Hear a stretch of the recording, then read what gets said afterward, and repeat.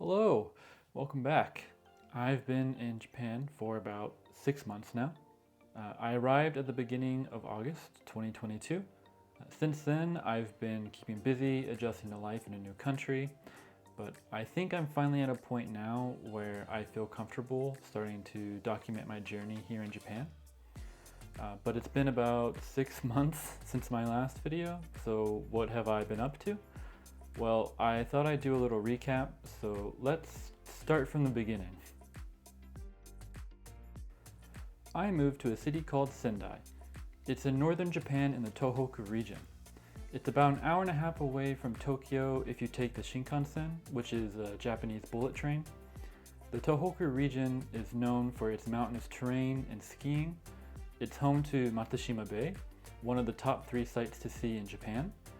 The locals always mention this and ask if you've seen it. It's at the top of my to-do list. It's also home to Lake Towada, which is a huge crater lake.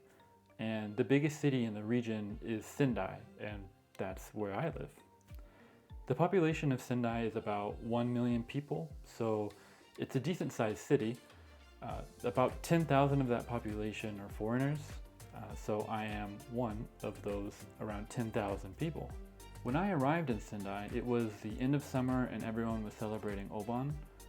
Obon is a tradition celebrated every summer to honor the spirit of your ancestors. It was the first festival I was able to attend in Japan, and it was also one of the first big festivals actually being held in person again. So as you can imagine, it was very busy. Sometimes it was shoulder to shoulder to people and you were squeezing through people just to get from one location to the next. But it was a great time. There was live music, fireworks, and many stalls selling Japanese food, sweets, and alcohol. It was the first time I tried yakitori and choco bananas, or chocolate bananas. These are Japanese food stall staples. You often find these at other festivals around Japan. The festival itself was held by a riverbank. I thought the best part was everyone sending paper lanterns down the river at night. It was the first time I had seen something like that in person, and it was very beautiful. Since arriving in Sendai, there's actually been a lot of cultural events and festivals. At least once a month, it seems like there's something going on in the community. But outside of going to events, I've been settling into my new lifestyle. Like I recently bought a bike, so I've been using that to travel around when it isn't so cold. I've also been trying to fly my drone a little bit more, but I am waiting for the weather to swing back around so I can travel around on my bike and go get some nice drone shots. But recently the weather's just been a little cold, so I've been staying inside more. Otherwise, I've been trying to eat as much new food as possible. I've tried some really good traditional Japanese foods, and of course the classics like sushi and ramen. I actually love cup ramen here. I try to get a new flavor every time I go to the grocery store. There are so many different kinds of flavors. Half my diet right now is probably cup noodles, which I imagine isn't the best for my health, but they're really addicting. And my favorite flavor right now is the curry flavor from cup noodle. I eat that way more than I should.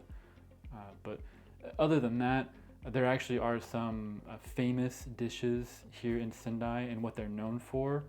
For example, zunda is crushed edamame, and they put it into shakes, and it's kind of sweet. So that's really good. And then gyudon is beef tongue, like cow tongue. I tried that, both of those actually, for the first time, and they were really good. I thought they were great. Something interesting is that you can actually order gyudon from vending machines here. So I actually want to make a video about vending machines in the future. Japan has some very wacky vending machines, and being able to get cow tongue from a vending machine is a great example of why I want to make a video for that in the future. I actually live in a really convenient location. I'm able to get everything I need in walking distance, and because of Japan's great public transportation, I can get anywhere I need to go, really. Like, I took a trip to Tokyo for the first time in November. That was pretty exciting. It's crazy to see how big Tokyo actually is. Like the scale of Tokyo is just massive. It's just concrete for as far as you can see, and at night, some parts are very dystopian. It was the only time I really felt like I was in some sort of weird cyberpunk universe. But my favorite place to visit by far was Akihabara. That's actually where I got most of these very non-suggestive and tame figures. I got them all from Crane Games, actually. There's a massive culture here around Crane Games. They're very addicting, and you'll see a lot of people blow upwards of hundreds of dollars. This is not always the case, but it's also not uncommon. Otherwise, I just walked around and took in the views and ate a lot of new food. Not far from Shinjuku Station, which is Tokyo's largest train station, is Japan's Koreatown. And I went there and tried Korean barbecue for the first time in Japan, and it was fantastic. A little different from Korean barbecue in America, like as far as what's on the menu, but it was actually the first place I saw real chicken wings in Japan. I didn't think this would be difficult to find, but it is difficult to find real chicken wings in Japan. I'm not sure why. It was also around the time I started to get hooked on kimchi. Kimchi is just fermented vegetables, usually cabbage, with added spice and flavor. It's usually spicy. It's a Korean dish, and I eat it a lot with rice or chicken right now. It's honestly delicious. Maybe one of my favorite things I discovered liking since coming here. And it's not even Japanese. Back in Sendai, I was able to see the city lit up with lights, just in time to prepare for Christmas and the New Year's.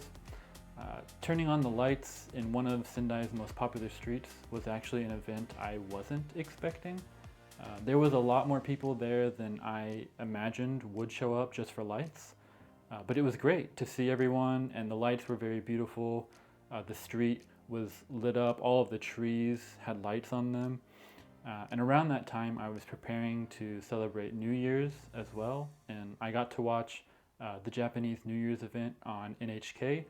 NHK is a big broadcasting corporation in Japan.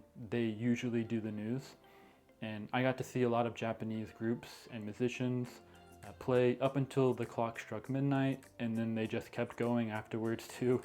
But I was too tired, so I went to bed. But New Year's seems to be like one of the larger celebrations in Japan, and it was very cool to be a part of that for the first time. But overall, it's been great to experience new things and see everything Japan has to offer. There's still so much I haven't seen or even talked about in this video, like shrines and gardens, parks, museums, just various locations with interesting things to see all over Japan. So I want to just take my time and explore everything bit by bit. Honestly, it's been a little cold lately for me. I'm from Phoenix, Arizona, so if you've been there, you know that it's usually hot or less hot throughout the year, and that's about it. There's just 2 seasons. So when I woke up to snow one morning here, I was a little cold. So I think my body's still adjusting, but as soon as I get used to it, and also when the weather just gets a little bit more milder, then I think I'm gonna be able to go back out and get more videos and ride my bike and use my drone and just be a little bit more proactive. So in my future videos, I plan to explore more of Japan and just connect with the culture as much as I can. I'm very excited to see where the next few years take me. Japan has a lot of opportunity. I know I've only been here for 6 months, but I don't really see myself going anywhere anytime soon. So I'm excited to see what opportunities come my way, but that's all for now.